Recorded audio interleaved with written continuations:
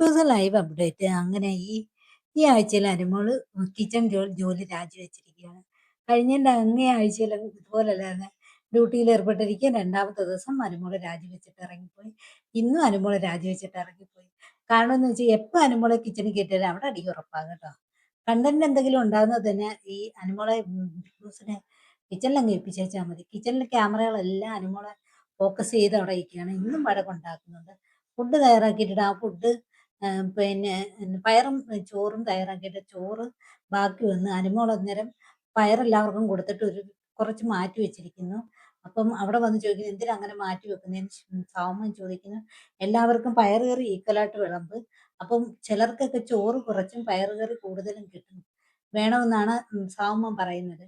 അപ്പൊ അനുമോള് പറയുന്നത് ചോറ് ബാക്കിയുണ്ട്, ബാക്കി കറി അങ്ങോട്ട് മാറ്റി വെച്ചിരുന്ന പിന്നെ കുറച്ച് കഴിഞ്ഞ് ആരെങ്കിലും കഴിക്കുമെന്നാ പറയുന്നത്.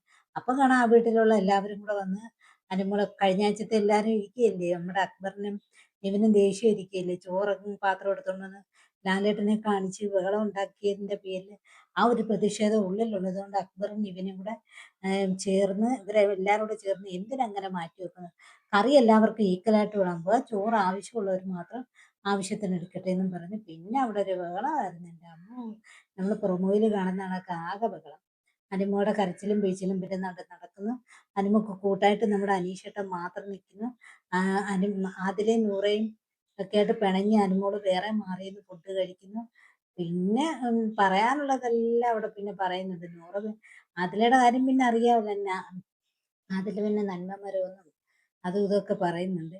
അപ്പൊ അനുമോള് പറയുന്ന അതില് ജോലിയൊന്നും ചെയ്യാതെ അവിടെ ഊഞ്ഞാലിൽ പോയിരിക്കാണ്, ഒരു ജോലിയും ചെയ്യത്തില്ല, പിന്നെ ഞാൻ ജോലി ചെയ്യുമ്പോൾ അതിന്റെ ഇടയിൽ വന്ന് അതിന് സപ്പോർട്ട് നിൽക്കാൻ മാത്രം വന്ന് നിൽക്കാന്ന് പറഞ്ഞ് അനുമോൾ ഒരു സൈഡിൽ